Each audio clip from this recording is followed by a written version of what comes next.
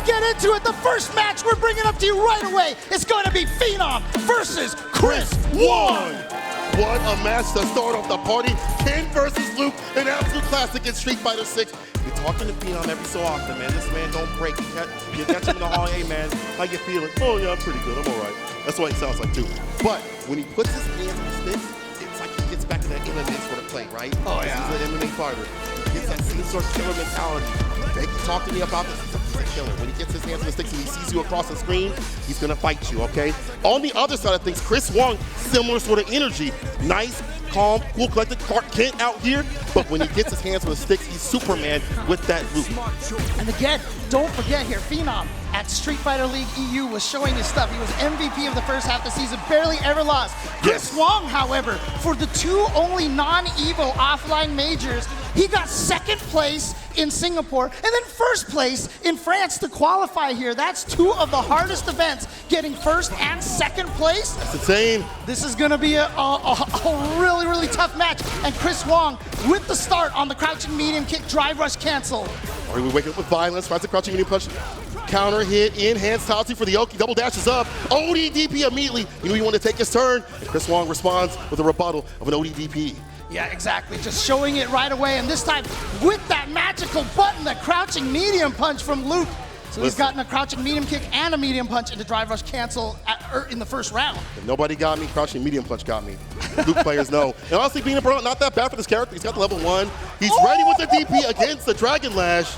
Careful now. He was pumped up the whole time. He couldn't drive impact it. He couldn't drive parry it because he was burned out, but he had the DP. But this is bad, a back throw. But do you see? Perfect parry is what I see. Caught him ducking against skill damage.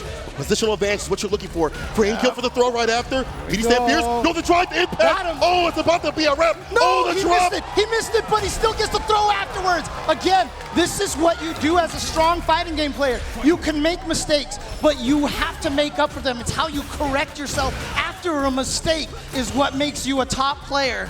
I like where Phenom's standing. He's looking for perfect parry to drive rush up. They were close. Oh, he's a burnout. Gotta be careful. We'll have to go for level 3 real soon to bump that bar. Probably about half when the drive gauge is almost recovered to help out. But Chris Wong will take advantage, get that chip from the Staples. Oh, the charge up. He's gonna punish. Yeah, no whip punish right there, but here we go. Delay on that standing heavy kick. Trying to bait Phenom into pressing a button. Phenom staying steady, just blocking the whole entire time. Means Chris Wong might have to start trying to throw in some throws to get Phenom to press more buttons. Can he get in? Phenom, a master of checking, drive rush. There it is. Oh, here we go, though, on block. Hard, reversal, jab, again, another wake-up decision that's a little bit more active. Back, though, stand heavy kick trade. Has him caught up in the corner. He's got that bar at the bottom. Perfect parry, Chris Wong's ready. Oh, so he's gonna side switch? No, he's going for the damage right here. No, drops his combo, unfortunately, but still gets a hit. He's gonna be able to kill off of, does he need a super? He doesn't even need any meter. So that drop actually helped him, and then he saves meter for this round. Just as you mentioned a little bit earlier, being able to have that mistake and capitalize leads to this. Yeah. Hit him with the super, this is bad. Ground and pound, your health is going down. And you're caught up in the corner against the likes of Luke who have good jailing buttons. Crouching medium punch, stand medium punch, you know the good deal. And shout out to the audience. I was waiting to hear that Memphis cheer. Oh, man, I'm sorry. I didn't mean to cut you off. Here's the super. Oh, here's another one. Level 3. Not CA, so you can't say the usual stuff. True. Yeah. All right. So there you go. Both of them have spent their level 3s right now. As you can see, as a result, their lives are pretty even. But Phenom, of course, with a little bit more drive gauge, which is why Chris Wong playing a little more defensively right now. He wants to see if he can build it up. And now he has the advantage. Punish counter. Get the pickup here. Light knuckle. Chaser for the Yoki. The oh, that's what he's looking for. When you grab and your demons, beautiful punish from the side of Chris Wong. First game to him, and it's a longer day. First to 3 all the way through. Yes, 3 out of 5. 3 out of 5, the entire top 16. So we're gonna make sure we give you as much amazing Street Fighter as we can. Chris Wong taking the first game with Luke. Phenom.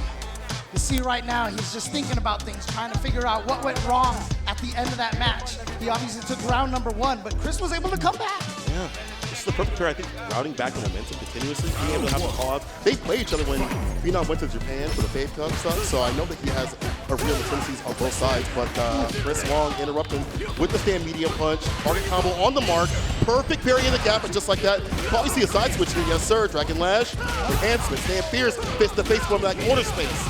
didn't go for the DP, gonna leave that damage on the table so he can get better OP, which worked, and now he has Chris here in the corner, trying to find a way to get some damage in. But as you can see right now, he's trying to stay spaced out because he doesn't want to let Chris Wong just jump out of the corner. But Chris gonna use that ODDP, and he has Phenom burned out. He almost trying to back off when he isn't burnt out. Chris Wong taking advantage of that. Dashing up, being aggressive, saying heavy kick. Oh no, the counter conversion. Don't be all the damage back heavy kick. When you see that, it's gonna be a ton. It's almost done. Level one. Chris Wong. Step right at the bottom for the finish. Again, just one of those really beautiful benefits for a character like Luke, and Ken has the benefit too. Yeah, that's Their true. combo routes lead them into whatever super they feel like using to finish you off. Luke on a day. Corner play, enhanced Tatsu right there. Backdash away from the throw. Chris Wong making the right reads on defense continuously. Let me see if we have any offense. It's a punish. Yes, with recovery. Yeah, just waiting, and Phenom not going to go for the side switch because of Ken's excellent corner carry right there. Going to basically take him to the corner no matter which direction he went. Isn't that great? Anywhere on the screen, you pick where you want to go. Definitely a nice thing to have. But look at this. Here we go. Goes for the frame kill right there into the throw setup that is intended to whiff right there. And look at this. Both of them are so scared to try to make the first move. But Chris is just trying to walk Phenom back towards the corner, and Phenom is giving him that. Phenom is trying to bait Chris into pressing a button. Throwing that fireball and like perfect parry to drive rushing up, right? He's in the right range to do so. You see the perfect parry right there, but not close enough to drive rush. Chris Wong, put on the gas. Perfect parry again, the 4 Fierce. Playing the back conversion. He's going to scaling. I think this might kill. He'll go for the level actually, 1. He's just going to go for the level 1. Yeah, he doesn't want to. He didn't believe that level 3 would kill, so he's trying to save the meter. He just goes for the throw loops instead. Here we go. Chris Wong is now up 2-0 over Phenom. Something changed in Chris when he wasn't able to get those victories in qualification in his region. When he wasn't able to do it in Singapore. When he hit the France, it became a different beast, bro. Most people would have given up, but look at him here. Game point against Phenom, who is the strongest in EU right now, clearly. Yeah, absolutely. But again, I mean, Chris, he is just, like I said, first and second place at Singapore and France, or France and Singapore in that order, I should say. Oh, back what a fist check by read. wrist against the fireball pressure that Phenom is trying to poke out with. And again. Let's get you having fun. Walking forward a little bit to build a little bit of that extra drive gauge. Oh, perfect parry the jump fierce, yeah. But that's not punishable right there. That is going to be a -2 situation. And I think Phenom's just going to go for the side switch. No, he wants the damage and the corner carry here. The double dash, did he block? Parry? He did. Oh, I like that better. Better than blocking. No drive gauge deletion right there. Holds the parry. Jinrai loops, ends it with a DP. All right, and now the pressure right there. No ODDP from Chris Wong. I almost feel like Phenom was like, go ahead and spend it, but Chris Wong did not try to challenge the Jinrai, and then got the driver's cancel, and the round, he's at match point. The quickness. Chris Wong. You put Phenom in losers. You don't want to be here, not with this kind of tournament. The walk-up throw, calling out the parry. Getting a punish counter on top of some extra damage. Another throw. Overhead blocked out. There's a throw right after, though. Chris has just gone throw crazy here. Gets the autocorrect, but Phenom is out of the corner. Oh! What? No, that hadn't been a fireball, brother. That cannot be what he wanted to try. And here we go. We're going for the level 2 Shippujin Raikak. You said it right. Stand fierce. Yeah, chipping away. Back to the anti right there. The DP can't leave for free. Crouching medium punch, but nothing off of it. You don't want to give it to any of that drive gauge. Hits him with the Jinrai heavy ender. Yeah, Get a poke. He has gone for so many shimmies, and now he finally snuck the drive impact in there. Chris not ready for this. He should be able to build to a level 2. No, he doesn't. Parry again. He actually got hit. Touched the button. Beast mode, baby. It will, James. Chris Wong, 3-0 over Phenom. 3-0 over Phenom. That's how we're going to start the day. Chris Wong, insane. Wake-up decisions have been absolutely perfect. Whether it be parry, whether it be waking up with supers, whether it be waking with ODDP, Chris Wong is ready and steady. That's the scary thing. So he got his wake-up super blocked earlier. You remember that? And so that's the tricky part, right? Do you feel like now, you know, with the storyline, that he's not going to do it again because it got blocked and he got punished for it? And so I think Phenom probably felt that in his heart. He was like, you're not going to wake up with a super. There'd be no way. There's $1 million in front of you. What do you mean you're going to wake up super again? And so he did it. He did it for $1 million right there, the wake up super. And so Chris Wong I mean, but to be fair, Chris also had that 2-game lead, so even if it had gone the other way, he's like, you know what, I'm still in a good position here. And so Chris Wong from Hong Kong taking it 3-0 over Phenom, and like you said, Phenom has just been absolutely unstoppable during the group phases, only losing 1 game, but Chris Wong was one of the only 5-0 players that we had in group stage. That's true.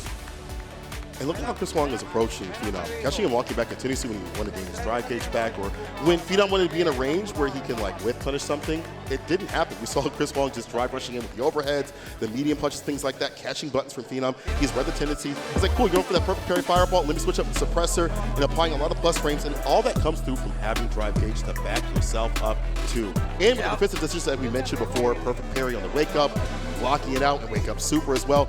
Put Phenom on the back foot continuously. Chris Wong, again, is a different piece. You wouldn't expect to go up and talk to him. Nicest cat in the business. But when it comes to sticks, he's a demon dog. Dude, that's how it always works. The nicest guys are always the most cruel in game, I feel like. But again, I mean, a benefit that Luke and Ken both have, you know, they can save a lot of their drive meter for the drive rush cancels. Both of them have such good meterless combos. Also the bar at the bottom, I mean, talking about the utility of the bar, level 1 to spin and use the level 2 to back yourself up, right. Level 1 for anti-fireball play, which we didn't see, but you can do as Luke. That also makes Phenom rethink his approach. Even if that bar isn't utilized, it's like, I can't throw the fireball. I might get hit by a level 1, and then I'm not an elite anymore. And taking the lead from Luke is difficult, even when you are Ken. Man, yeah, Phenom just didn't believe.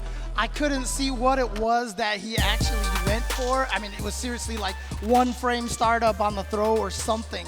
But that eraser just connected. And like I said, Chris Wong is going to be moving on to the winner's side of the bracket. So he was now officially in the top 8